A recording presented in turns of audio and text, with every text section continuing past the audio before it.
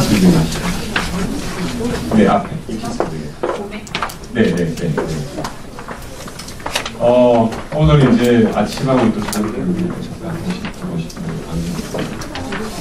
오늘 강의는 아마 그냥 우리 자녀들이 어떻게 공부를 할까 이런 거라도 어머님들께서 1시간 반 정도 철학이 뭐고 인문학이 뭐고 또 철학과 인문학을 영어로 어떻게 공부하는지 그런 거 한번 직접 경험해 보시면 그리고 이 철학은 정말 재미가 없는데 그런 경험해 보시면 되고 일단 경험을 해보시면 이게 정말 필요하구나 이런 걸 그렇게 아시겠죠, 그죠?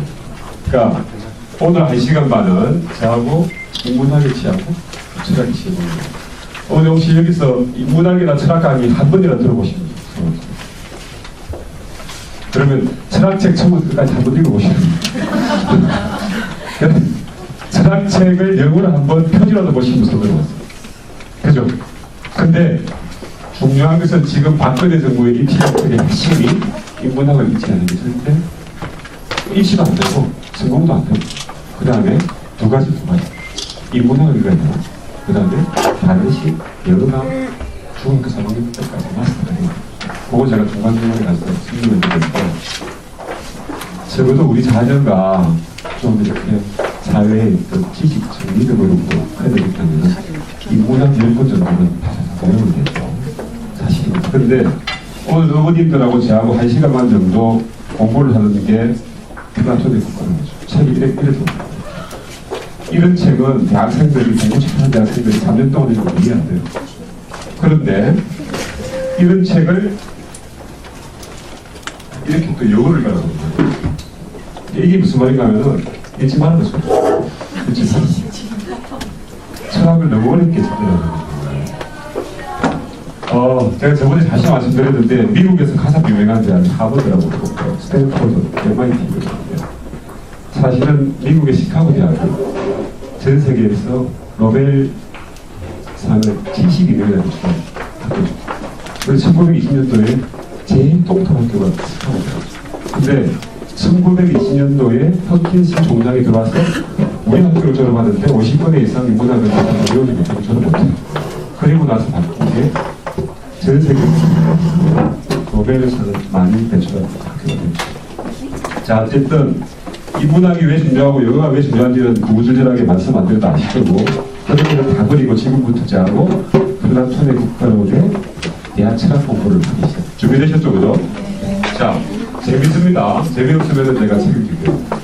우리가 지금 오늘 배우는 제목은 플레이토 더 리퍼블릭 국가론이라는 책입니다. 자, 근데 아까 제가 말씀드린 것처럼 너무너무 어려워요. 영어로 배우는 것은 더 어렵고 그래서 우리는 어떤 방식을 택할 것인가 하면은 이 문자가 인문학의 문자입니다. 그런 문자. 멋있습니까? 이거 제가 들었습니다. 자, 인문학을 배우는데 영어를 통해서 배웁니다. 근데 그것을 아트, abstract 아트, 추상을 통해서 배웁니다. 왜? 인문학은 그냥 읽으면 재미가 없습니다. 물음을 가지고 읽어야죠. 추상화는 보이는 대로 그리는 게 아니고 느끼는 대로 그리는 거죠. 그래서 우리의 목적은 이렇게 보면은 디아 abstract art, 추상화를 통해서 wisdom, 뭔가 하면은 지혜는 is visualized. 그러니까 인문학을 읽으면 지식이 아니고 지혜가 우리한테 계시게 들어오는 겁니다. 우리가 아는 프로그램은 펠렉스야는 어머니가 읽어보세요. 인, 문, 아, 그죠? 펠렉스 인문학 프로그램. 자, 이게 뭔가 하면은 네, 보세요. 교육은 인권이죠. 무슨 말인가 하면은 교육은 모든 사람이 배워야 하는 권리이자 의무입니다. 그러니까 공부는 해도 되고 안 해도 되고 그런 문제가 아니고 공부는 반드시 해야 될 권리도 있고 의무도 있습니다. 그래서 우리가 그 공부를 위한 첫 번째 출발이 인문학 고전을 독서합니다.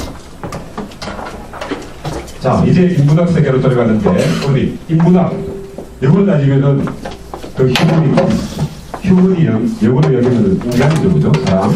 그러니까 인문학이 어려운 게 아니고 사람과 관계되어 있는 모든 학문 이렇게 가진 거죠.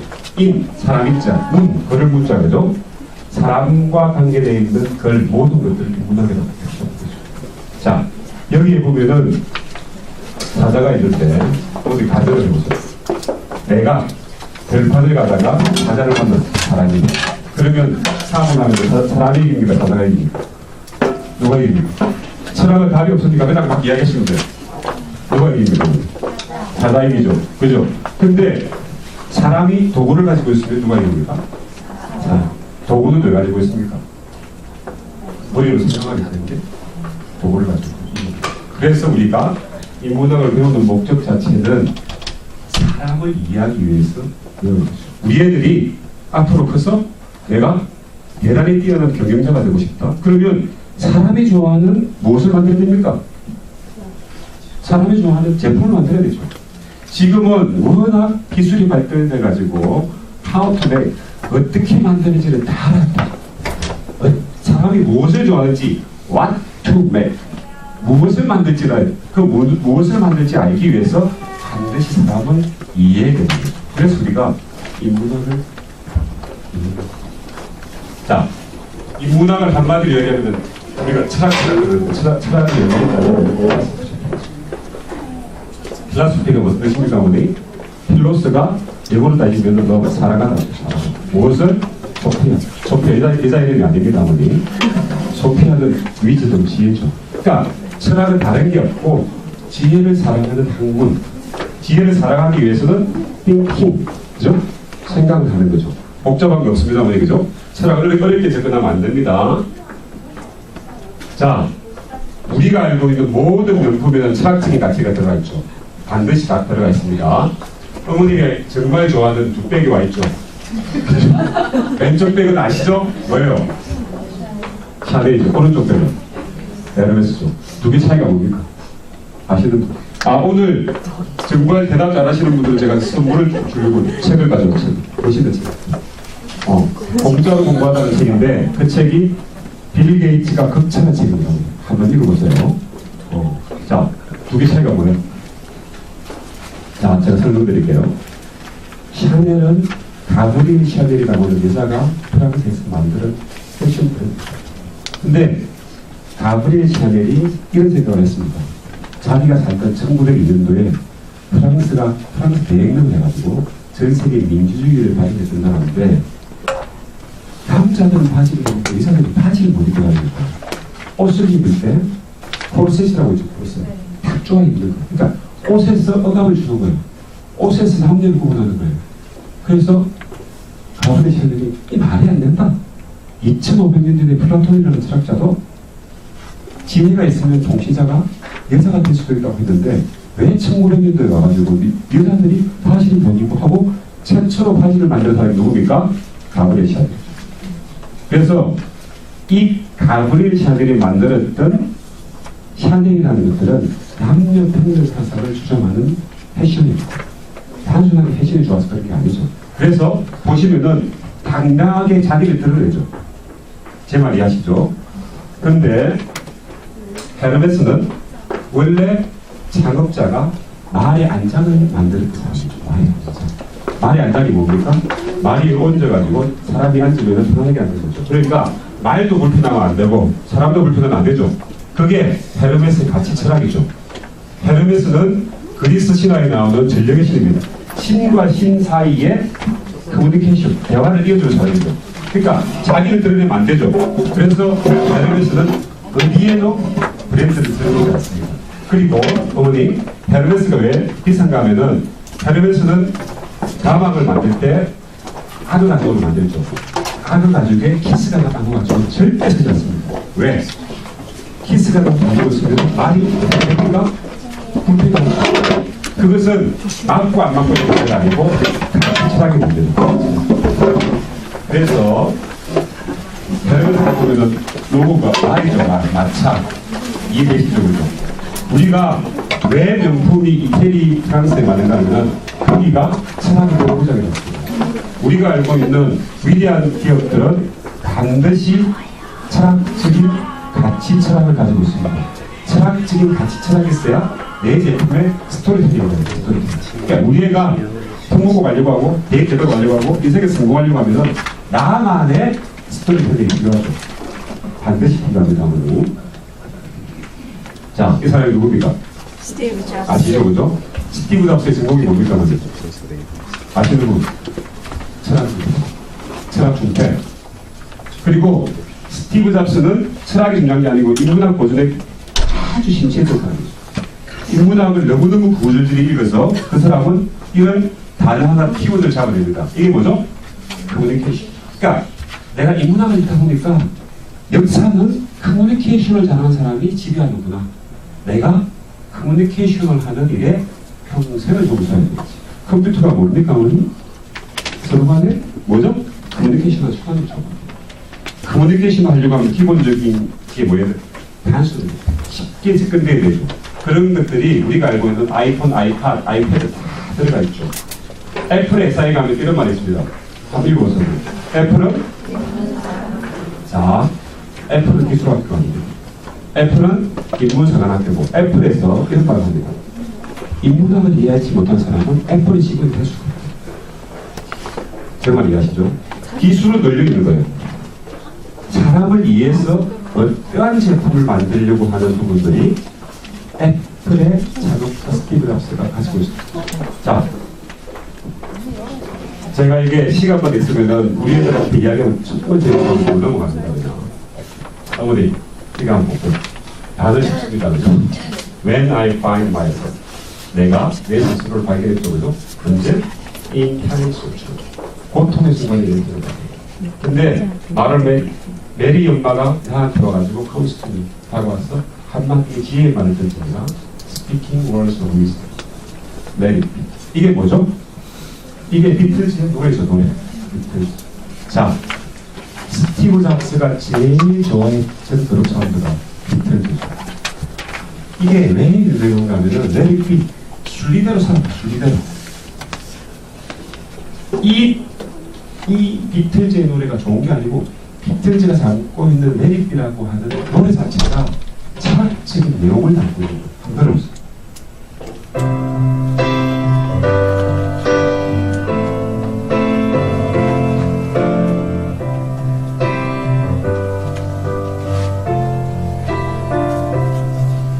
Myself in times of trouble, Mother Mary comes to me, speaking words of wisdom, let it be. 그죠? 이해되셨죠? 그러니까 우리가 그냥 좋은 게 아니고 다 우리가 좋아하는 것들은 철학적인 논제가 있습니다. 근데 스티브 잡스가 비틀즈를 좋아했던 것들은 노래를 잘하기보다도 아까 제가 스티브 잡스가 책을 읽으면서 커뮤니케이션을 단에 왔다 그랬죠. 그죠? 그러니까 비틀즈가 음악을 통해서 제일 세상과 소통을 잘하는 커뮤니케이션 대가라고 생각합니다. 왜 그런가 하면은 비틀즈 이전의 노래는 포크송이라고 해서 엄청나게 듣기 좋은 거예요. 근데 비틀즈는 깽깽거리는 락을 가지고 사람들이 락을 들으니까 너무 시끄럽잖아요. 그죠? 근데 그것을 감미로운 음악에 철학적인 문구를 담아서 세상 사람들한테 던지니까 시대의 비틀즈가 되는 거죠. 그러니까 스티브 잡스가 봤을 때는 자기가 커뮤니케이션을 고쳐있는데 커뮤니케이션을 가장 잘하는 그런 사람들이에요. 자, 스티브 잡스가 가장 좋아하는 철학자 누굽니까? 소크라테스. 스티브 잡스는 이런 말을 합니다. 기사를 모아놓고 내가 소크라테스하고 한 끼의 점심 식사를 먹을 수 있으면 내가 가지고 있는 주식 모든 것들을 내고 왜? 내가 1시간 동안 소크라테스라고 하는 위인하고 이야기하면은 내가 뱉어낸 주식보다 훨씬 더 큰 지혜를 가지고 이 세상을 지배할 수 있을 거다. 이렇게 얘기합니다. 자, 오늘 우리가 공부하는 것들은 플라톤에 있어서 소크라테스의 철학을 공부합니다. 그래서 소크라테스 철학을 공부하는 겁니다. 제 말 이해하시겠죠? 그죠? 자, 이제는 드디어 앞에는 수학이었고 지금부터는 플라톤의 떨어지는 책을 공부합니다. 그런데 무엇으로? 앱스트랙트 아트, 추상화로 공부하죠. 자, 오늘 이보세요. 첫 번째, 1과 우리애들이 이렇게 배우는 건데 후일을 빼. 자, 이거 보세요. 이게 추상화이기 때문에 보시고 내가 어떤 그림인지 상상을 해보세요. 자, 두 명의 사람이 있고 오른쪽에 있는 사람은 철학자 같아요. 왼쪽에 있는 사람은 철학자인데 파란색을 하고 있고 머리를 보니까 대머리 같아요. 끝나죠? 그 다음에 오른쪽에 있는 사람은 울긋불긋하고 왼쪽에 있는 사람은 부르죽죽하죠. 그런데 둘이 뭔가 머리가 붙어 있습니다. 그리고 여기에 보면은 흰 색깔이 드문드문 와 있죠. 그죠? 자, 오른쪽에 있는 사람이 플라톤을 만납니다. 플라톤은 지금으로부터 2500년 전에 태어났던 그리스 아테네의 위대한 철학자입니다. 이 플라톤이 기본적으로 어릴 때 아주 책을 많이 읽어가지고 뛰어난 솜씨가 있었어요. 그리고 이 플라톤은 아테네의 왕족 집안의 출신입니다. 그리고 플라톤은 이 위에 있는 붉은 색깔이 어릴 때 뛰어난 머리를 가지고 공부를 열심히 했다는 것을 의미하고, 밑에 있는 이 붉은색 부분들은 플라톤은 청소년 시절에 레슬링 선수였습니다. 무슨 말이지? 그러니까 그리스는 철학을 하기 전에 체육을 먼저 시켰습니다. 그리고 그때 전쟁이 엄청나게 많았기 때문에 전쟁을 3번이나 참석했던 아주 신체 건강한 사람입니다. 그런데 그러한 플라톤이 20살 때 그의 스승 소크라테스를 만나가지고 28살 때까지 8년 동안 철학적인 전술을 이어갔습니다. 그래서 위대한 정치가가 되고자 하는 꿈을 가지고 있었는데 28살 때 말도 안 되는 문제를 쓰고 그의 스승 소크라테스가 사형을 당하죠. 그래서 플라톤은 이런 생각을 하죠. 아니, 우리 스승같이 올바르게 살고 위대한 사람들이 왜 말도 안 되는 죄를 가지고 죽음을 당했는데 이 세상에 도대체 올바른 게 무엇이야? 그리고 올바른 거는 도대체 있는 거야 없는 거야? 이런 생각을 하고 26살 때부터 이제 철학자의 삶을 살아가지고 평생토록 아테네의 젊은이들한테 올바름을 가르치려고 마음을 놓고 철학자의 길을 들었습니다. 그래서 그의 나이 40살 때 플라톤은 학교를 하나 만들었고 그 학교 이름이 아카데미아라는 거죠. 그게 최초의 인류의 첫 번째 대학입니다. 지금 우리가 아카데미 쓰는 내용이 있죠. 그죠? 그게 플라톤의 아카데미아를 그대로 모방한 거죠. 그리고 정말 이 둘이는 사이가 좋았죠. 소크라테스는 자기가 살면서 이 세상을 위해서 단 한 줄의 글도 책도 글도 남기지 않았습니다. 제 말 무슨 말 아시겠죠? 그런데 소크라테스는 그의 제자 플라톤의 영혼의 소크라테스의 철학적인 사상을 주입을 시켜서 플라톤이 이 세상 사람들을 위해서 40여 편의 철학적인 책을 쉽게 읽을 수 있도록 대화체로 만들어낸 거예요.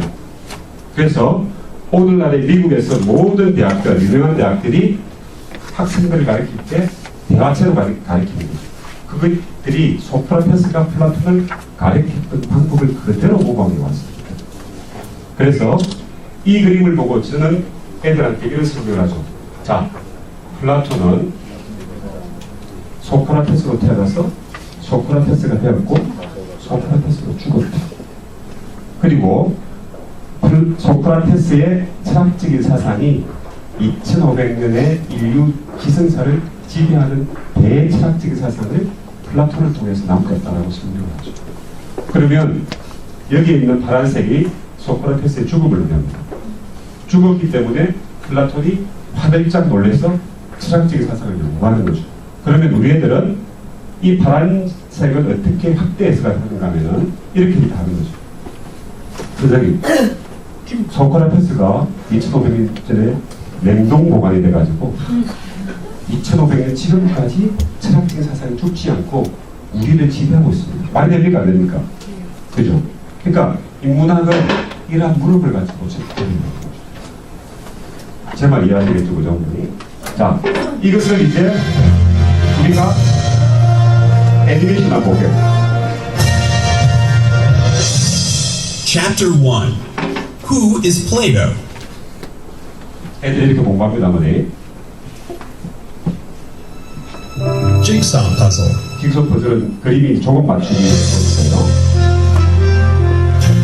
지금으로부터 약 2500년 전인 BC 427년에 그리스 아테네에서 플라톤이라는 철학자가 탄생합니다.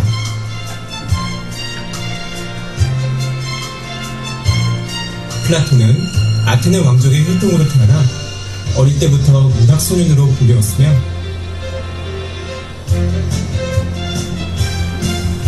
유년 시절에는 레슬링 선수로도 활약했습니다. 그리고 전쟁에도 3번이나 참여한 신체 건강한 청년이었습니다. 그의 나이 20세 때 아테네의 대철학자인 소크라테스를 스승으로 만나 그의 철학을 전수받으며 정치가로서의 꿈을 키웠던 플라톤은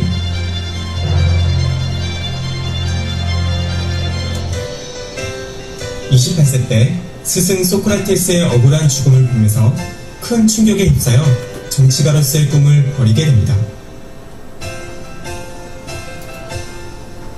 그 이후 플라톤은 아테네의 젊은이들을 가르치며 올바름이란 무엇인가를 세상에 알리고 인류 지성사에 큰 영향을 미친 40여 편의 대화편을 초술하는 대철학자가 됩니다. 그의 대표작 국가론은 올바름이란 무엇이며 이상적인 국가는 어떻게 달성되는가라는 주제를 가지고 떠나는 긴 여정과도 같은 책입니다.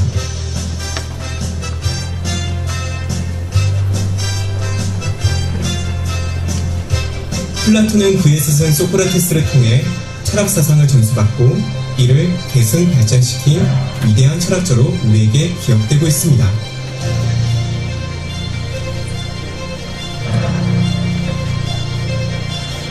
자, 시간이 지금 넘어갑니다. 자, 그러면은 우리가 플라톤이 누군지 대충 이해되셨죠, 그죠? 제가 시간이 없는데 이렇게 애들이 수업을 받고 그 다음에 이제 예고 수업을 쭉 하는 거예요. 자, 두 번째로 넘어갑니다. 두 번째로 넘어가기 전에 이 그림이 뭔가 하면은 우리가 라파엘로라고 하던 화가가 그렸던 아테네 학당인데 여기에 있는 사람들이 모두 다 철학자입니다.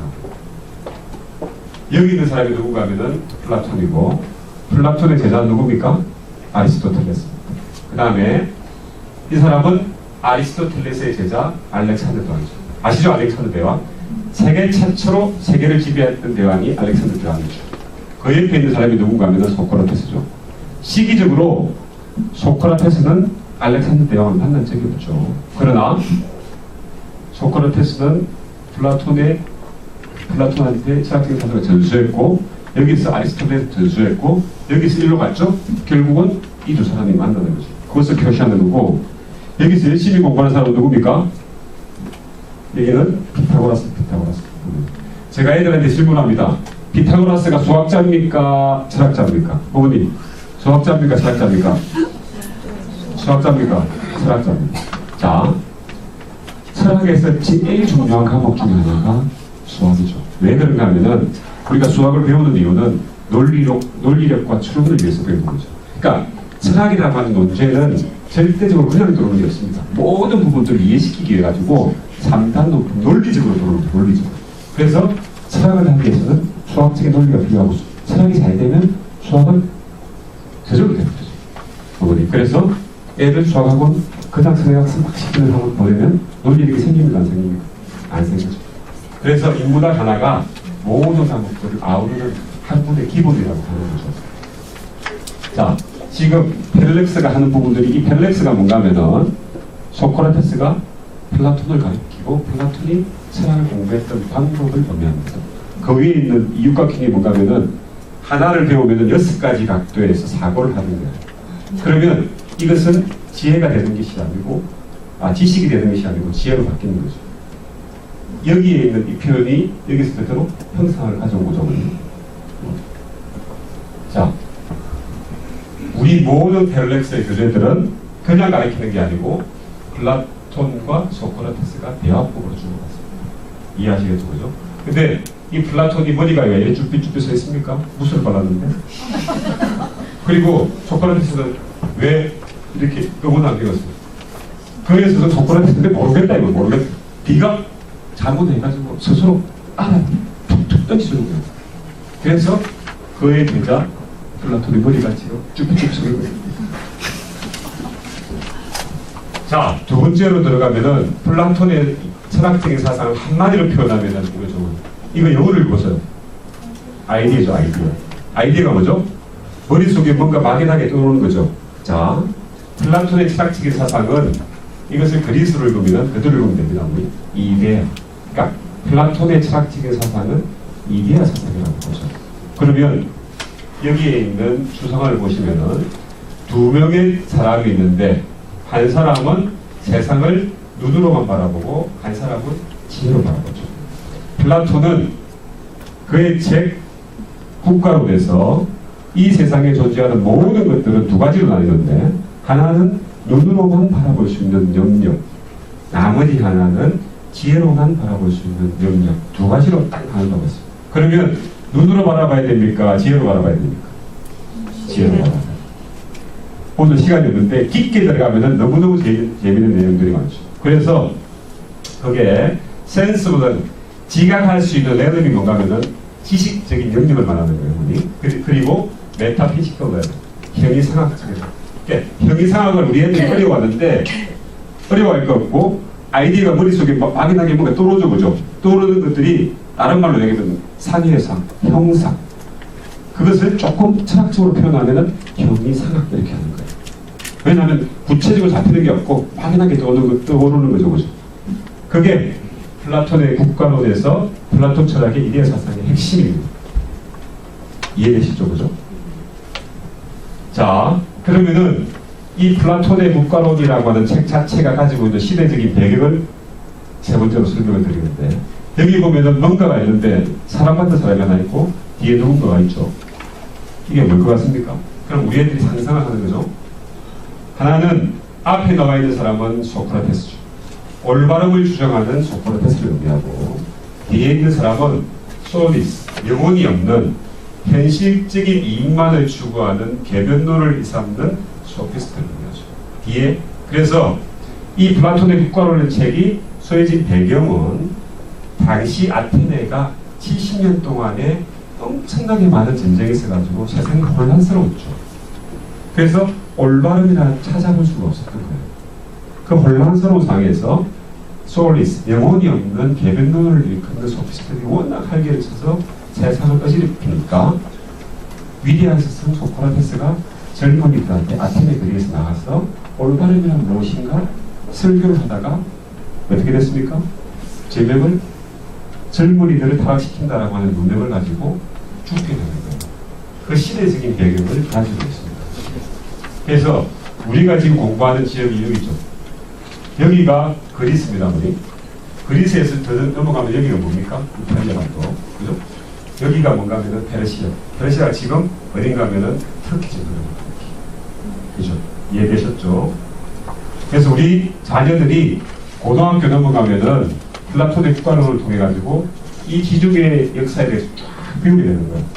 근데 너무너무 재미있는 세계사를 너무너무 재미있게 제 말 이해하셨죠? 자, 여기서 50년 동안 세 번의 전쟁이 벌어지는데 페르시아 제국이 1차적인 침공을 감행합니다. 어떻게 감행하는가 하면 이렇게 왔죠.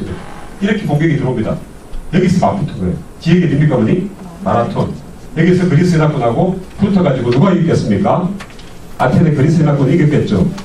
그래서 마라톤에서 열심히 어디까지? 아테네까지 뛰어가지고 성정보를 알렸습니다. 몇 킬로 뛰어갔습니까? 42.19. 그것을 기념하는 경기가 뭡니까? 마라톤 경기죠. 제 말 이해하시겠죠? 그 다음에 그래서 페르시아가 한번 패합니다. 두 번째 전쟁은 이런 식으로 침공합니다. 그래서 스파르타 대군을 무찌르고 다시 아테네로 진격했는데 또 저게 되죠.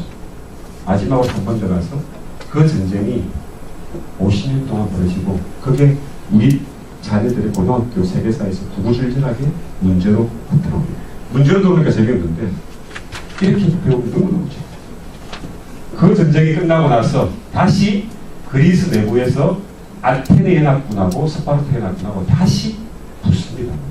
자, 그 당시는 우리가 알고 있는 국가는 지금처럼 국가 안에 거기는 도시국가입니다. 국가가 국민이 2만 명, 5천 명 이래밖에 안 돼요. 정말 이해하시겠습니까? 그러면 거기서 사람은 10만 명인데 나머지는 노예예요. 그러니까 시민 자격을 가지고 있는 사람은 2만 명, 3만 명밖에 안 되죠. 그래서 그 당시에 도시국가는 거죠. 자, 아테네는 민주국가를 의미하고 민주국가를 대변하는 아테네 동맹과 스파르타 동맹이 다시 20년 동안 찌질을 뽑고 싸우는 거죠.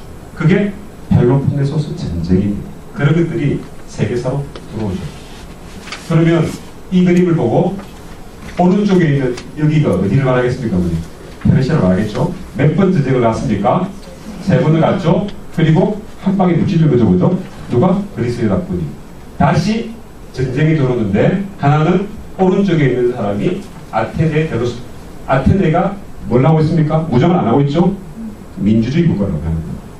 민주주의 국가 대 군주국가가 과도정치 군주국가가 서로 맞붙어. 그럼 누가 이겼겠습니까? 당연한 것은 스파르타가 이겼죠.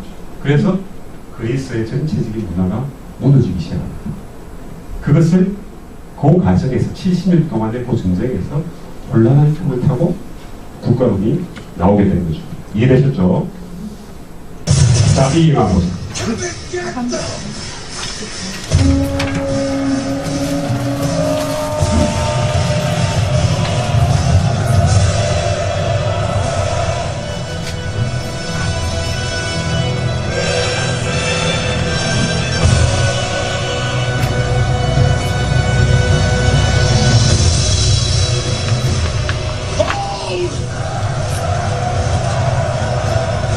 Get something, but take from them everything.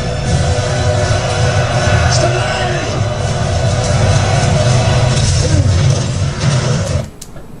자, 이 영화 혹시 보신 분 손으로. 이 영화 유명한데, 그죠? 이 영화가 아까 우리 앞에서 페르시아가 2차 전쟁 스파르타를 침공하는데 12만 대군이 스파르타를 침공하기 시작합니다. 근데 스파르타는 7,000명 군대밖에 없는데 거기서 산골짜기에서 정예군사 300명이 스파르타 12만 군대랑 붙어가지고 싸우는 장면을 역사적인 장면을 조금 왜곡해서 표시하는 것들이 300명이에요. 그러니까 우리가 알고 있는 정말 세계적으로 엄청나게 많이 알려졌던 영화들은 다 문화 고증을 다 가지고 있습니다.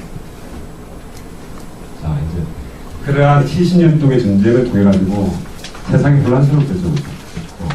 그래서 이 플라톤의 쿠바라는 책을 소크라테스라고 하는 플라톤의 스승이 나타나가지고 5명의 철학자하고 올바른이란 무엇인가 해가지고 이제 이야기를 하는 책이죠. 그래서 그 중에서 글라폰이라고 하는 사람이 나타났는데 우리가 인문학이나 철학을 읽다 보면 왜 어려운가 하면 내용도 어렵지만 이름이나 제목이 너무 많아요. 글라폰, 글레마르코스, 플라시나코스 이렇게 어려운 거죠. 그죠? 글라폰이라는 사람은 플라톤의 작은 힘입니다. 자, 플라톤의 작은 힘 글라폰이 나타나서 소크라테스한테 이런 질문을 합니다.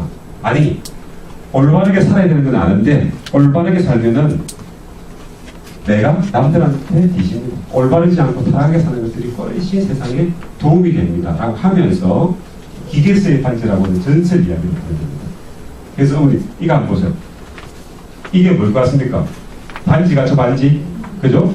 근데 사람의 얼굴이 2명이 이렇게 반지 양측면으로 있죠.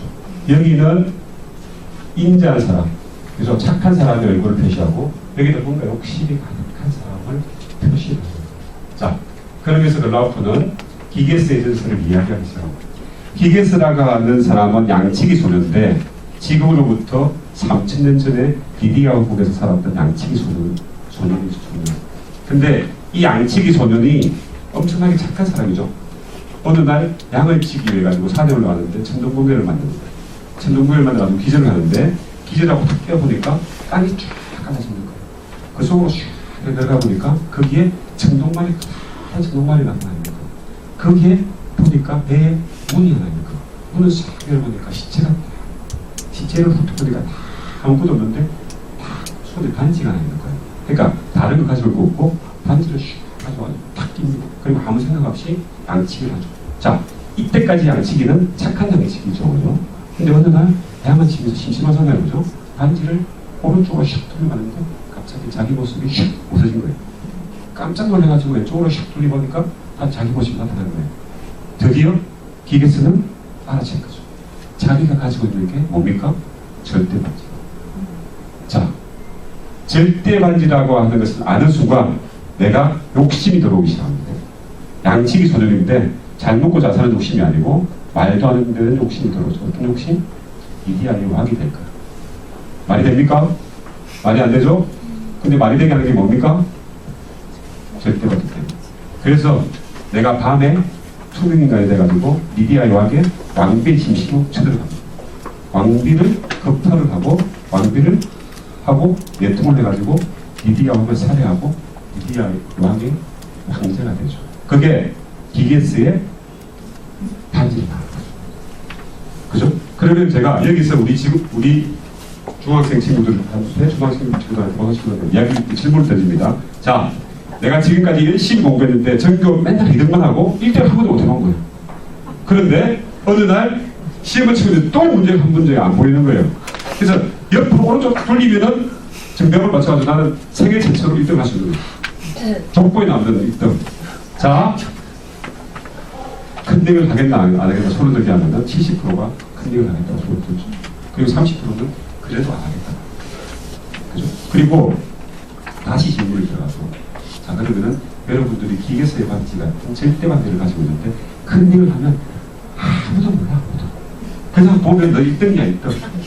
그러면 하겠냐고 물어보면 애들이 90%, 10%는 그래도 안 하겠다고 하는 거죠. 계질적인 문제죠, 그죠? 그래서 글라우프는 소크라테스는 이런 얘기를 합니다. 아니, 소크라테스 선생님이 올바름이라고 하는 것들은 좋아서 지키는 게 아니고 남들의 이목이 있기 때문에 지키는 거죠. 아니, 남들이 보지 않으면은 절대적으로 올바름을 지키지 않습니다. 그러니까 철학적인 논제로 왜 올바르게 살아야 되는지, 올바르게 살면 올바르지 않게 사는 사람보다도 훨씬 이익이 되고 내 생애에서 되어있는지를 철학적인 논제로 풀어주십시오. 이렇게 생각하는 거예요. 제가 처음에 말씀드렸죠. 철학은 그냥 들어오는 게 없다고. 논리적으로 접근을 시킨다고 보죠. 그래서 소크라테스가 지금으로부터 올바름이란 무엇인가를 가지고 쭉 설명을 하는, 대화체로 설명을 하는 책이 플라톤의 국가론이죠. 자, 이 영화 한번 보세요.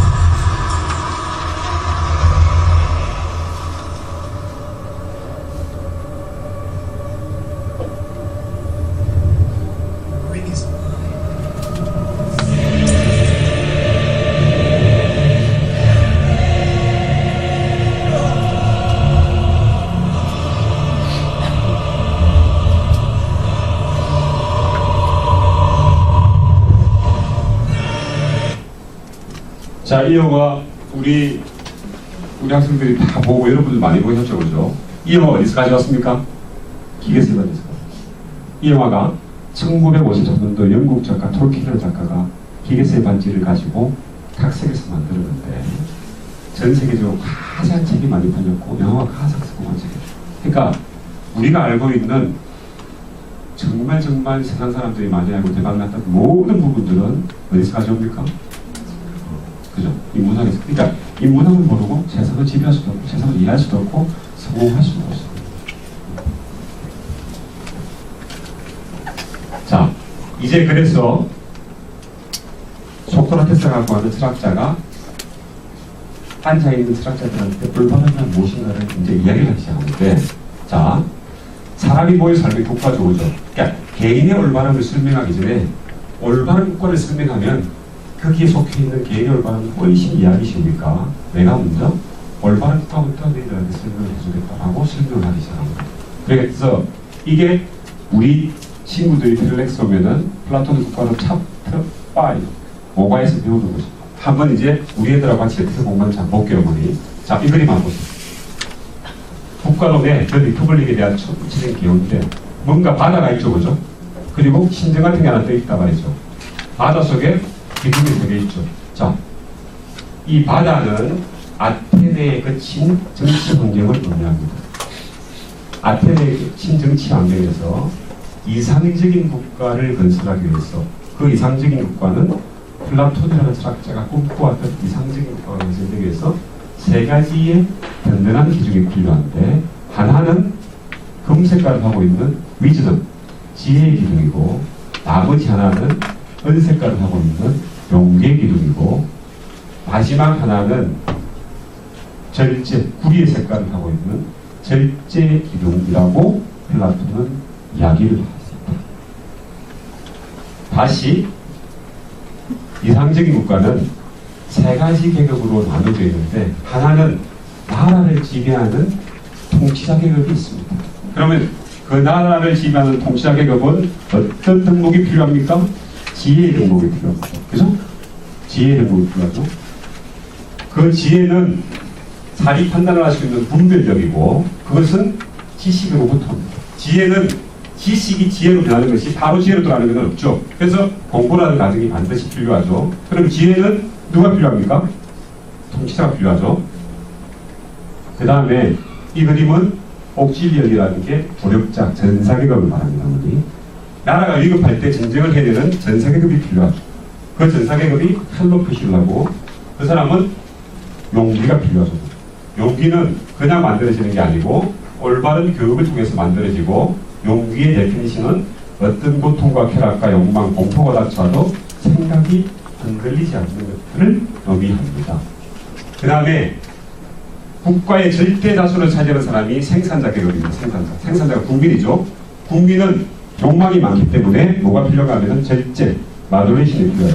그래서 그 절제를 뭐로 표시하는가 하면은 하모니, 음악으로 표시합니다. 자, 음악을 같이 연주를 하는데 누가 삐끄리면 어떻게 됩니까? 화음이 깨지죠, 그죠? 그래서 욕망을 잘 절제를 해야 됩니다. 누가? 생산자입니다. 그래서 마더네이션, 그죠?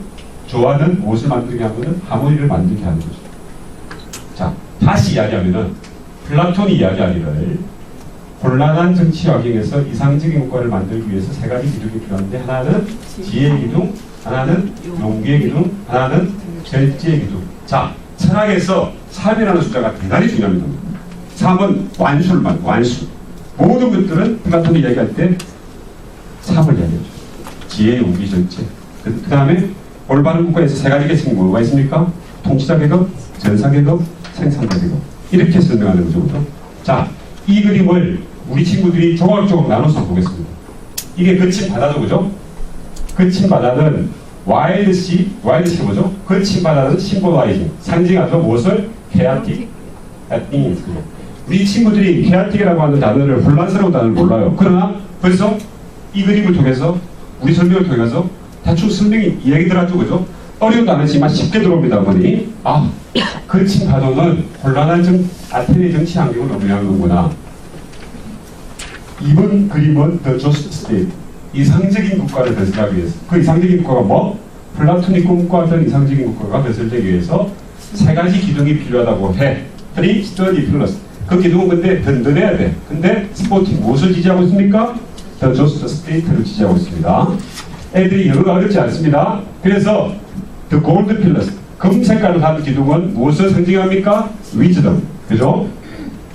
그 다음에 은색깔 실버 필러는 courage, 그죠? 용기를 상징하는 거죠. 그 다음에 나머지 하나 카프 필러스, 그죠? 구리의 기둥은 마더네이션을 의미한다고 합니다. 그럼 그림이 6가지로 들어왔죠. 자, 단어는 어렵지만 애들이 어렵게 느끼지 않습니다. 그래서 내가 훨씬 영어가 되는구나 하는 느낌을 가지고 철학이 어렵지 않게 들어옵니다. 이렇게 이해를 하고 이제 애니메이션으로 보는 거예요. 한번 들어보세요.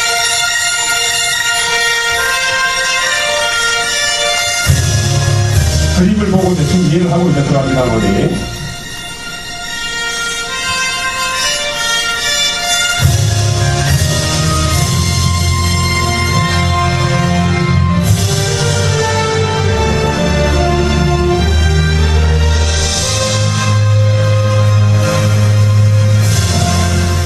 거친 파도가 흑가가 됩니다. 마치 아테네의 혼란한 사회를 의미하는 것 같습니다. 플라톤이 꿈꾸는 이상적인 도시 국가가 세 기둥은 이상적인 국가가 거친 파도에 흔들리지 않도록 든든히 받치고 있습니다. 하나는 금색을 띠고 있는 지혜의 기둥이고 또 하나는 은색을 띠고 있는 용기의 기둥입니다. 나머지 하나는 청동과 고래의 색깔을 띠고 있는 절제의 기둥입니다. 현실 속의 정치 환경은 거친 바다와 같이 평온합니다. 플라톤이 꿈꾸는 이상적인 국가는 어떻게 이루어질까요? 자, 보고 그냥 넘어가는 게 아니요. 이제 조각 그림이 리뷰로 들어옵니다, 어머니. 자기가 머릿속으로 정리를 해보는 거예요. 1번 그림이 들어왔습니다. 2번 그림 들어왔고,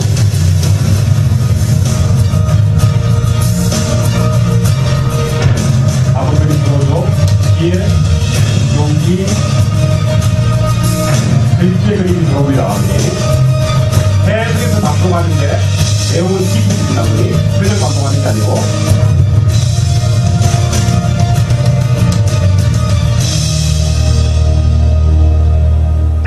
자, 다시 반복이 들어오는데 이제 내용은 깊어집니다. 시놉시스는 내용을 더 깊게 들어가는 거예요, 어머니.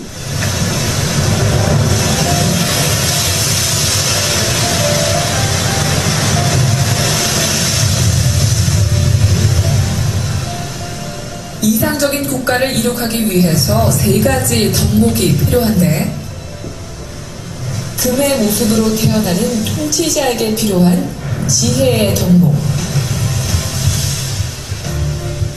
은의 모습으로 태어나는 전사 계급에게 필요한 용기의 덕목, 구리와 청동의 모습으로 태어나는 생산자 계급에게 특히 필요한 절제의 덕목이 필요하다고 합니다. 플라톤은 국가론에서 이상적인 국가는 통치자, 전사, 생산자 세 계급이 각자에게 필요한 지혜, 용기, 절제의 덕목을 지니고 서로를 넘보지 않고 각자의 위치에서 충실히 자기 역할을 할 때 이룩된다고 하였습니다. 자, 끝나고 그냥 끝나는 게 아니고 다시 리뷰가 들어옵니다. 들어와서 내가 굉장히 있는 시간감을 관리하는 중입니다. 자, 이렇게 이제 들었어요. 그럼 우리 애가 이해합니까? 못합니까?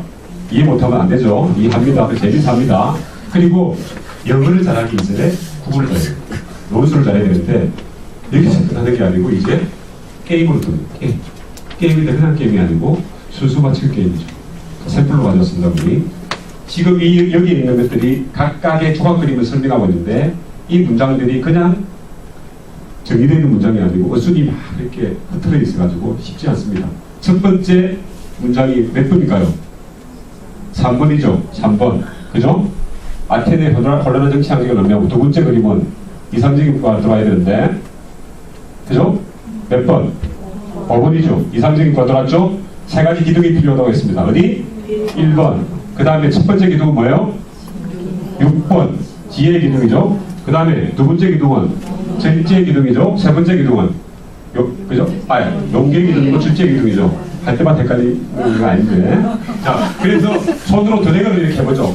그러면 이게 논술이 논술이 됩니다. 이렇게 정리되죠. 근데 이 부분들이 지금 말이 맞지 않죠. 어순이 틀렸습니다. 맞춰보세요. 그죠? 혼란스럽고 불안정한 아테네 정치 환경인 거친 파도 위에 그 다음에 이상적인 국가가 우뚝 솟아 굳건히 있기 위해서 세 가지 든든한 기둥이 필요합니다. 하나는 지혜의 기둥, 하나는 용기의 기둥, 하나는 절제의 기둥.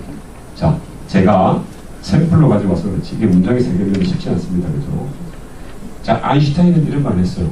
우리가 목적은 지혜로 가야 돼요. 지혜. 지식이 아니죠. 그죠? 근데 그 지식이 정리되지 않은 지식은 지식이 아니라고 했죠. 그러면 정리를 하려고 하면 내가 논리적으로 가능해야 되는 거죠. 그죠? 그러면 우리 애들이 조각 그림 6개를 머릿속에 정확하게 가지고 있습니다. 제일 첫 번째 기본적인 뼈대 문장만 들어줘. 거친 파도 위에 이상적인 국가가 완성되기 위해서 세 가지 기둥이 필요한데 하나는 지혜 기둥, 용기의 기둥, 절제의 기둥. 거친 파도는 아테네의 혼란한 정치 환경을 의미합니다. 이런 식으로 그 정치 환경은 70년간에 걸쳤던 세 번의 전쟁에서 비롯됐습니다. 이런 식으로 계속해서 뭡니까? 뼈대를 확장해 나가는 거죠. 그죠? 이런 것들이 논술이고 논리력이고 국어 실력이죠. 우리 애들이 수학 못하는 것들이 수학 못하는 것보다도 국어 실력이 안 돼가지고 못하는 것들이 엄청 많습니다. 오늘. 자, 그렇게 해가지고 인문학을 통해가지고 일단 논술과 국어 실력을 그 내용을 통해서 수학적인 백그라운드와 그 다음에 인문학적인 기술을 가지고 옵니다. 여기서 끝나는 게 아니고 시놉시스로 더 깊게 들어가죠. 이해되셨죠? 그죠? 반복을 하지만 그냥 단순 반복을 하는 게 아니고 깊게 들어옵니다. 시간상 이렇게 돌리죠. 그죠? 이렇게. 애들이 재밌어 합니다. 어머니. 저희들 지구들도 만들어 놓고 하는데 엄청나게 빠지고 근데 시간을 1분 이렇게 줘요. 그럼 착착착착 하고 엄청나게 급합니다. 그러면서 내가 50초 만에 맞췄으면 45초 만에 맞추고 좋아. 그 과정에서 나도 모르게 내가 문장실력이 늘어납니다. 자, 그렇게 하면 이제 이게 한글로 완벽히 이해했죠. 자, 영어로 들어오는데 이것은 헤럴렉스의 가장 기초적인 수준의 영어인데 이 영어는 뭔가 하면은 그 그림을 프리젠테이션 설명할 수 있는 거예요. 아무리 바쁘더라도 이거 한번 같이 하고 해석해보고 합니다. 아버님 읽어도 이거 본거죠. 자, this while rolling ship 그죠? 거칠고 애들이 롤링을 모르지만 제가 휘가마 돈다고 표시했어요. 휘가마 돈다. 아, 휘가마 도는 거. 거칠고 휘가마 도는 바다는 심볼라이즈 그죠? 상징하는데 그 chaotic and precarious 뭐죠? 혼란스럽고 불안정한 케어가 뭔가를 보완하는데 불안하니까 이 앞에서 보완하는 거예요. 그죠? 그래서 혼란스럽고 불안정한 컨디션 상태를 넣는데 무엇을? 아테네 그죠? 일본의 그리기 때문에 설명이 됐죠? 근데 이번 here 여기에 comes 와 있습니다. 심볼 상징이 뭐에 대한? The just state 이 상징 국가에 대해서 한번 끊어주고 그죠? 근데 뭐죠? 플레이토가 꿈꿔왔던 이 상징인 국가가 여기에 상징적으로 와 있죠. 그래서 그 상징적으로 와 있는데 그것은 these three study pillars 세 가지의 스터디 든든한 기준입니다. 그러니까 스터디를 몰라도 든든하다는 것들은 지가 물속에 막혔으면 든든하겠지. 그렇게 생각하는 거예요. 그래서 그것은 꼭 기기하는 거예요. 플레이토스 로스테 그죠? 근데 그 필러스 중에서 원 오브 더 필러스 중에서 하나는 메이드 오브 뭐로 만들었습니까? 골. 근데 레프리젠트 무엇을 의미합니까? 대표합니까? 위즈덤을 의미하고 대표하고 another pillar is made of silver representing courage. 그죠? The other is the copper pillars of moderation. 자, 이렇게 이 문장은 초등학교 4학년이면 할 수 있는 문장인데 이 문장을 실제로 외워하면 엄청나게 철학적이 됩니다. 농담이 아니죠? 네. 자, 그렇게 이제 듣고 시놉시스 더 깊게 들어오는 거예요. 그 다음에 여기 끝나면 실제 교재는 이제 철학적인 논리로 들어갑니다. 그러니까 반복을 하지만 처음부터 철학적으로 들어오면은 벌써 애들이 제가 가르쳐 보면은 애들이 기계 이름만 몰라 기계. 형이상학 이러면은 그냥 애들이 머리 짜요. 제 말이에요. 그래서 철학이 어려운 거지 철학 내용이 어려운 건 아닙니다. 그러니까 우리나라가 철학책을 읽을 때 철학 교수들이 적은 책들이 제일 어렵고 그걸 읽어봤어요. 왜냐하면 철학 교수들이 어렵게 적는 것들이 똑똑하다고 생각해요. 그게 잘못된 거죠.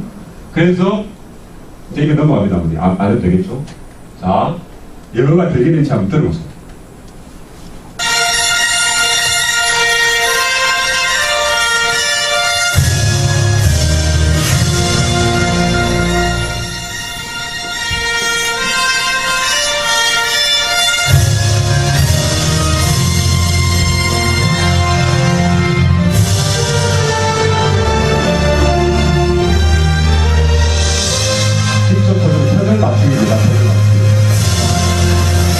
This wild roaring sea symbolizes the chaotic and precarious condition of Athens. Here comes a symbol of the just state Plato dreamt of.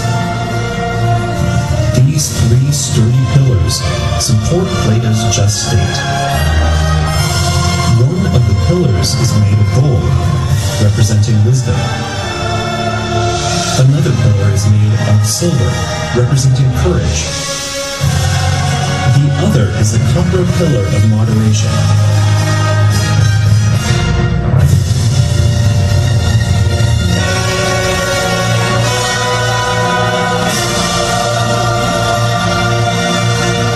자, 끝나고 그냥 들어오는 게 다시 리뷰로 들어오죠. 예를 보시면 됩니다. 1번 그림 들어갔고, 자기가 이제 보고 정리하는 겁니다. 인문학책 제가 저번에 말씀드렸는데 100번 중에 100번. 이런 책 100번 못 주는데, 이거 100번 갈 수 있습니다, 어머니.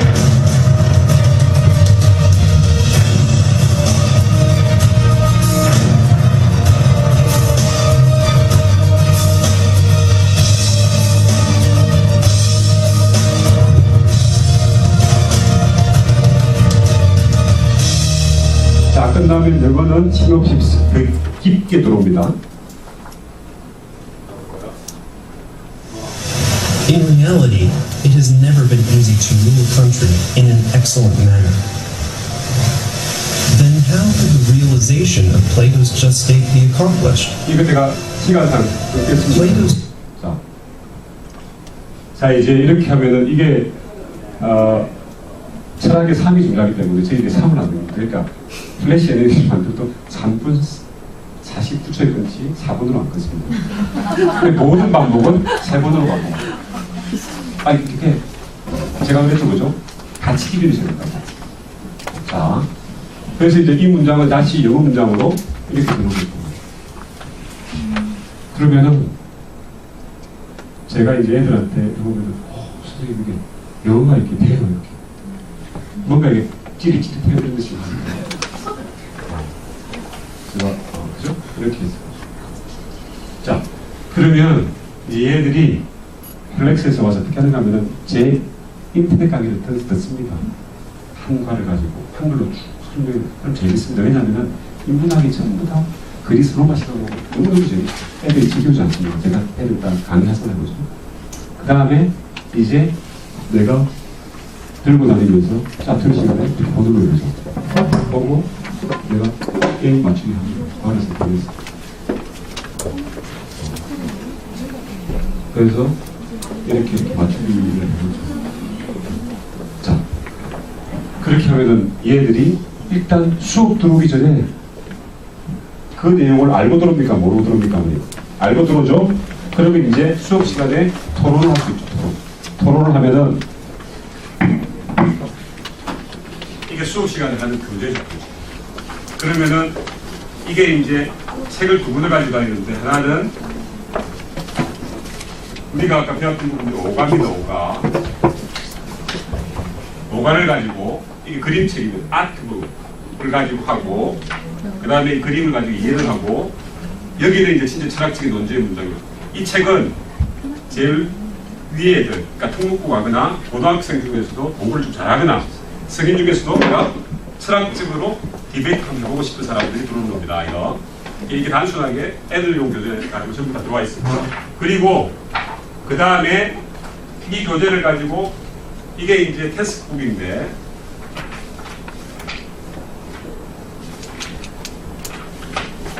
자, 수업 들어오기 전에 한글로 스브노트 하죠.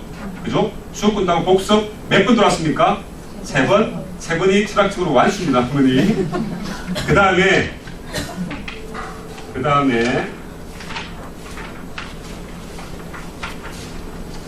한글로 하고 수업 들어오기 전에 그 문장에 있는 영어 문장을 하죠. 그죠? 단어를 외워주죠. 그죠? 그냥 외우는 게 아니고 여기도 법칙이 있습니다. 그 다음에 그 단어가 예문으로 나와 있죠. 이 예문이 앞에 있는 철학적인 논제 예문이죠. 반복되죠, 반복. 그래서 이 단어는 어렵지만 절대적으로 까먹지 않습니다. 그리고 본문이 들어왔죠. 본문이 들어오고 여기는 수능 문제부터 해가지고 문제를 풉니다, 어머니. 그러니까 플라톤의 국가론이 재미삼아 되는 게 아니고 수능 시험에 핵심적으로 나오는 과목입니다, 어머니. 사회탐구 영역에 윤리와 사상 이런 과목들이 들어옵니다. 근데 애들은 윤리와 생활을 선택해도 윤리와 사상을 선택 안 합니다. 왜? 사상이 어려우니까. 세계사 선택합니까? 안 합니까? 안 합니다. 경제 선택합니까? 안 합니까? 안 합니다. 그런데 그것을 제대로 선택해서 100점을 맞으면 걔들은 엄청나게 큰 점수를 맞죠. 그렇죠? 윤리와 생활은 다 선택합니다. 왜? 쉬우니까. 근데 실수해서 한 문제 틀리면 어떻게 됩니까? 날아가죠. 그런 문제죠. 그 다음에 이제 문장 중에서 어려운 문장은 분석 들어오죠. 그리고 앞에 문장을 다시 쓴물에 해주죠. 그리고 다시 이제 영어로 뭘 합니까? 몇 번 들어옵니까? 3번 들어오죠. 그리고 모든 교재들은 이게 한 달에 끝나는 교재인데 1과 2과 3과 0과 4가는 무한문가면서 디베이트, 그러니까 철학적인 논제를 가지고 디베이트를 하는데 그 철학적인 논제는 이렇게 한 주제를 가지고 찬성자와 반대자 3명이 붙어가지고 디스커션 하죠. 디베이트 하죠. 근데 그 디베이트를 본인이 잘 못하면 뒤에 뭐가 있습니까? 답지가 있죠.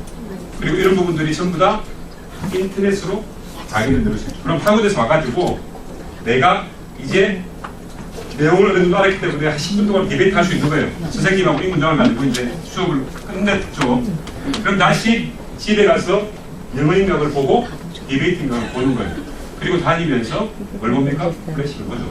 그러면 얘는 한 주제를 가지고 아까 직접 퍼즐 영어는 이게 직접적으로 프레젠테이션 설명할 수 있죠. 그 다음에 시놉시스는 설명을 조금 더 심오하게 할 수 있는 거예요.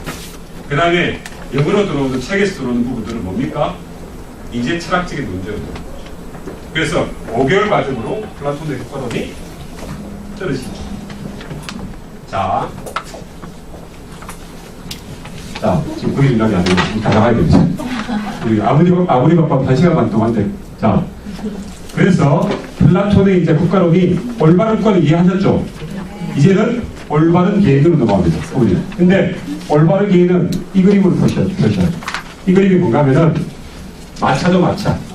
마차가 두 마리 말이 있는데 한 마리 말은 품질 좋은 말 같아요. 한 마리는 날뛰는 말이에요. 자, 플라톤은 인간의 영혼을 다시 세 가지로 구분합니다. 하나는 이성적인 영혼, 하나는 용기와 같은 기계, 스피릿 같은 영혼, 나머지 하나는 욕망의 영혼, 이렇게 세 가지로 구분합니다. 그래서 올바른 사람이란 마보와 같은 합리적인 일성이 품질 좋은 기계인 말의 도움을 받아서 날뛰는 욕망을 잘 절제할 때 발생된다고 함. 이렇게 정의하죠. 그죠?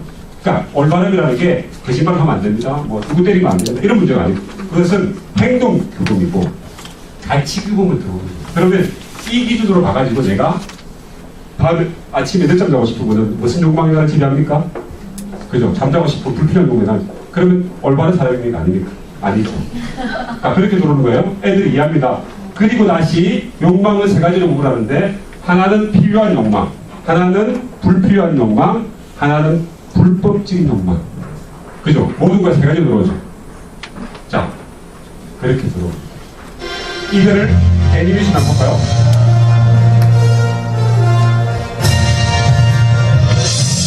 Chapter 16. The Analogy of the Chariot.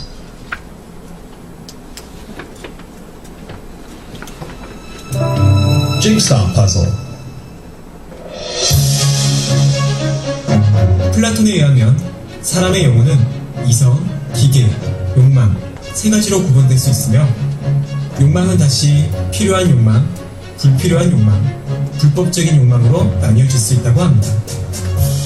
사람의 영혼을 마차에 비유했을 때 이성은 마차를 이끄는 마부와 같고 그 마부가 품종 좋은 말이 나타내는 기계의 도움을 받아서 날뛰는 욕망을 절제시킬 때 올바른 사람이 될 수 있다고 하였습니다. 플라톤은 이렇듯 이성이 기계의 도움을 받아 욕망을 절제시킬 때 올바른 사람이 될 수 있다고 하였습니다.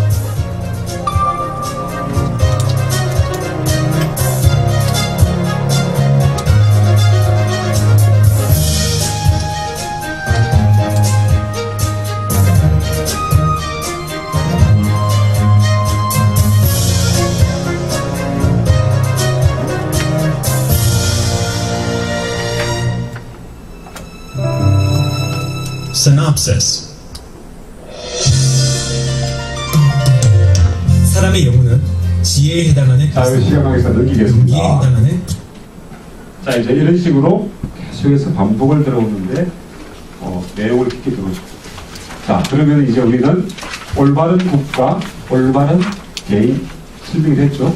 자, 이것은 뭔가 하면은 자, the elegance of the just state and individual. 그러니까 개인의 올바름과 국가의 올바름은 똑같은 거예요. 패러는 병립하는 거예요. 자, 삼각형이 포개졌죠? 삼각형이 몇 개입니까? 3개.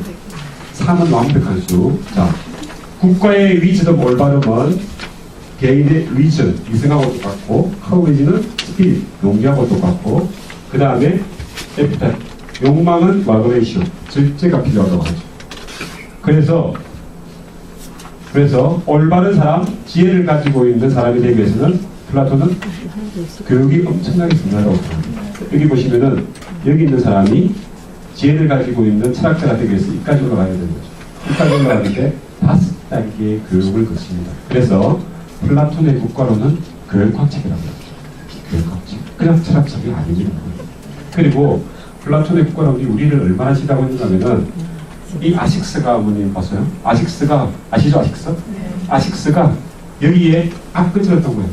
이게 라틴어입니다, 어머님. 아니마 사나 인코르포 사노. 제가 읽었습니다.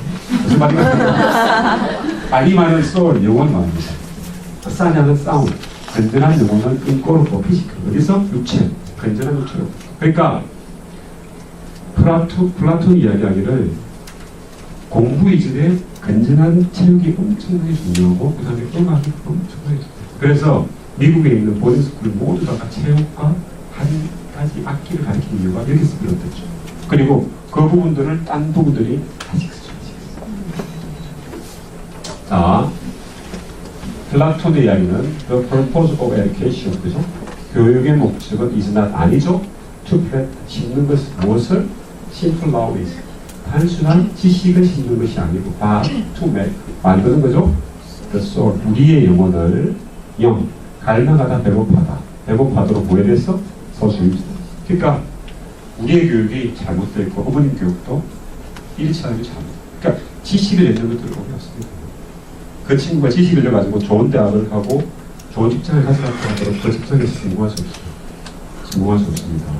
그래서 기본적으로 우리가 공교육이 너무너무 많은 지식을 담는 부분들에서 반성을 해봐야 되는 거죠. 자, 바쁘지만 핵심적인 사상이 플라톤의 이데아 사상인데, 여기 보세요. 이게 이데아가 아니고 The Allegory of the Cave, 동굴의 비유인데 무슨 말인가 하면은, 자, 여기 보면은 오른쪽에 동굴 같은 게 있죠, 그죠? 네. 그리고 눈이 있죠. 왼쪽에 보면은 태양이 있습니다. 자, 이미지를 연상해 볼게요. 우리는 동굴 속에 갇혀 있는 제수와도 같습니다. 우리는 태어날 때부터 가정을 하기를 동굴 속에서 이렇게 손발이 묶여 있고 뒤에도 보지 못하는 제수처럼 태어났다고 가정을 합니다. 그리고 그 뒤에는 여기에 사자를 가지고 있는, 사자의 모형을 가지고 있는 사람이 왔다 갔다 하고 뒤에 횃불이 있으니까 그림자가 미치겠죠? 그러니까 우리는 뒤는 바라보지 못하고 그림자만 바라보죠. 자, 이 사람은 진리에 접근하지 못하고 진리를 모르는 우리를 말하는 거예요. 우리는 태어나면서부터 진리에 접근하지 못하는 한계를 가지고 태어났어요. 그러면 이 사람 중에서 한 사람은 열심히 노력을 해가지고 벗어나서 이 뒤에 보니까 자기가 지금까지 봐왔던 부분들이 다 진실입니까? 허상입니까? 허상이죠. 그리고 이 사람은 드디어 어디로 가는가 하면 바깥 세상으로 갑니다. 그럼 바깥 세상에 가면 뭐가 있습니까? 진실을 해결하죠. 태양이 있죠. 그러면 진리를 모르는 사람이 바깥 세상으로 탁 쳐져 나왔을 때 눈에 보입니까? 안 보입니까? 안 보이죠. 시간이 지나면 보이죠. 그래서 바깥 세상으로 탈출한 사람은 누군가 하면은 진리에 접근을 철학자, 지혜를 가진 사람이라고 하죠. 그 사람을 우리는 참지성인 이렇게 하죠. 그러면 17세기 사르트르는 이런 이야기를 합니다. 참지성인은 행동하지 않은 사람은 참지성인이 아니다는 거죠. 행동하려고 하면 어떻게 합니까? 다시 동굴 안으로 들어와서 어떤 행동을 해야 됩니까? 무지한 사람들을 깨우쳐야 되는 거죠. 제 말 이해하시겠죠? 그렇게 설명하는 게 플라톤의 국가론이죠. 그래서 밖으로 나가기 위해서 열심히 공부하고 진리에 접근하고 하는 부분들이 철학적인 교육이에요. 그 철학적인 교육이 한마디로 인문학이죠. 이 인문학이 그냥 독서가 아니고 그 인문학에서 경제학부터 빠져있고 심리학부터 빠져있고 교과학부터 빠져있고 법학부터 빠져있고 다 빠져있는 거예요. 근데 우리 친구들은 우리는 이 밑에 있는 근본도 공부 안 하고 위에 있는 그냥 위에 것만 공부하는 거예요. 그러니까 심오한 내용들을 모르죠. 공부를 아무리 잘해도 기본적인 이 밑바탕을 모르면 내가 확장을 시킬 수가 없습니다. 그게 플라톤이 이야기하는 The Allegory of the Cave, 동굴의 비유. 이해하시겠죠?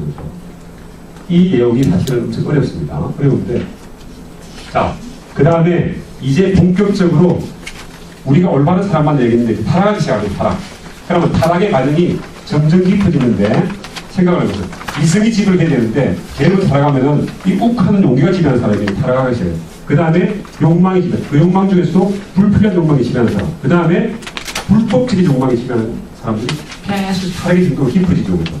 그래서 플라톤은 사람이 지혜를 가진 사람이 통치하는 나라가 제일 이상적인 나라인데 타락하기 시작하면은 이런 나라가 된다고 합니다. 이게 나라인데 나라를 바치고 있는 기둥이 뭡니까 보니?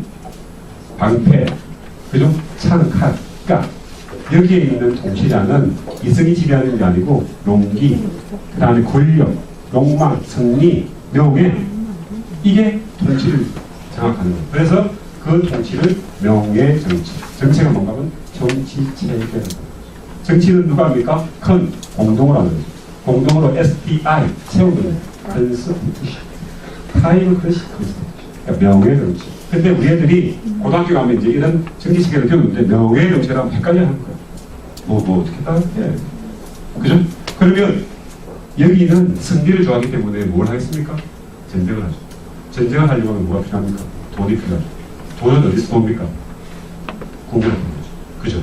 그 국민은 괴롭게 되니까. 그래서 더 타락하면은 이렇게 하는 거죠. 근데 이 체계가 과도 정치인데 올리가르키 컨스티튜션인데 과 소수가 두 머리두 소수의 머리가 지배하는 체계인데 그 소수는 누구를 말하는가 하면은 이 사람이 소수의 과도 정체의 우두머리인데 이 사람이 몸은 뭐로 되어 있습니까? 대기. 대기는 뭐가 지배하는 사람인가 하면은 불필요한 욕망이 이성을 지배하는 사람이죠. 그죠? 그리고 이 사람은 어떻게 되어 있습니까? 누워있죠. 게으르죠. 자, 불필요한 욕망은 많은데 게으르니까 살고 잘 살 수 없죠. 그래서 그 나라가 어디에 지금 위치하고 있습니까? 돼지꼬리고. 돼지꼬리는 누구 마음대로 흔듭니까? 돼지 마음대로. 꿀꿀돼지 마음대로. 그러니까 불타는 욕망이 국가를 마음대로 흔드는 거예요. 그러니까 이 나라가 제대로 될 수 있습니까? 타락의 위험을 말하는 거죠. 그래서 과도 정치의 핵심이 이렇게 표시됩니다. 그리고 불필요한 욕망이 이제 극단적으로 가고 게으르니까 어떻게 되는가 하면은 아주 무질서하고 혼란스러워요. 민주 정체가 극단적으로